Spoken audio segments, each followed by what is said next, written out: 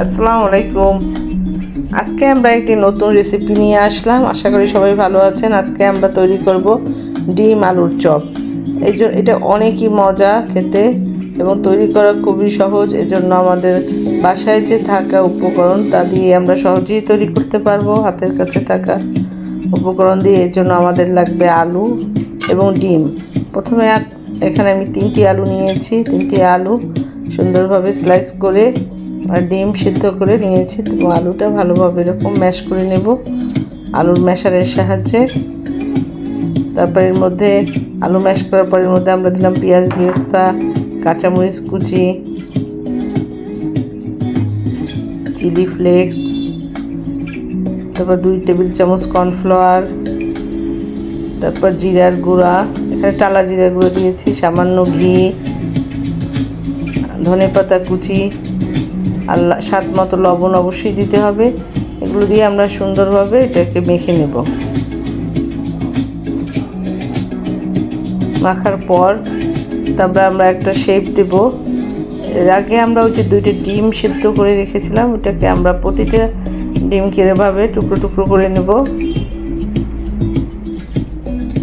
তারপর আরেকটা আমরা বাটি নেব। বাটিতে আমরা একটা ব্যাটার তৈরি করব। এজন্য নিয়েছি 2 টেবিল চামচ কর্নফ্লাওয়ার আর সামান্য পানি দিয়ে এটাকে আমরা একটা গোলা তৈরি করব। এরপর আমরা যে আলুর যে মিশ্রণটা তৈরি করেছি সেটা দিয়ে আমরা চপ বানাবো। চপ বানানোর আগে হাতে একটু সামান্য ঘি নিয়ে নিয়েছি।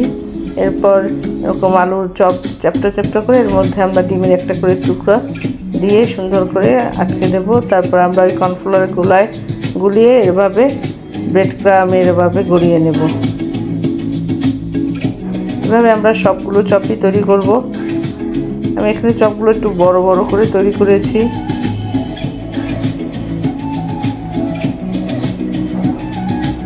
ইচ্ছে করলে আপনারা একটু ছোট করেও তৈরি করতে পারেন এবং অনেক মজার এবং রমজানে একটি সুন্দর রেসিপি। রমজানের জন্য অবশ্যই আপনারা সবাই এটা বাড়িতে ট্রাই করবেন এবং ইফতারের টেবিলে এই স্ন্যাক্সটি অবশ্যই রাখবেন। এরপর আমরা এই ডিম আলুর চপটাকে সুন্দরভাবে ভেজে নেব ব্রাউন করে এবং মিডিয়াম আঁচে ভাজতে হবে যেন কোনো অংশ পুড়ে না যায়।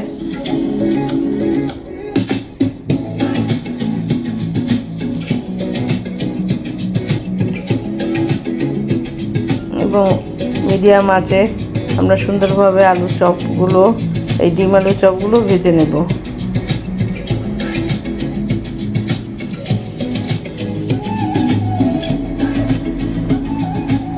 আমার এই চ্যানেলটির সাথে থাকলে অবশ্যই একটি সাবস্ক্রাইব করবেন, একটি লাইক দিয়ে সাথে থাকবেন, তাহলে আমাদের আবার নতুন করে কাজ করার উদ্দীপনা আসে,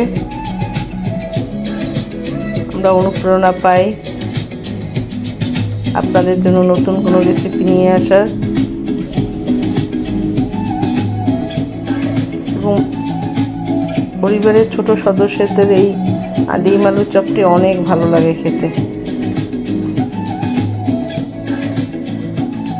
এবং যে কোনো সসের সাথে আপনারা এটা পরিবেশন করবেন। এরপর আবার আমরা অন্য কোনো নতুন রেসিপি নিয়ে চলে আসবো আপনাদের কাছে। সেই পর্যন্ত সবাই ভালো থাকবেন, সুস্থ থাকবেন। আল্লাহ হাফেজ।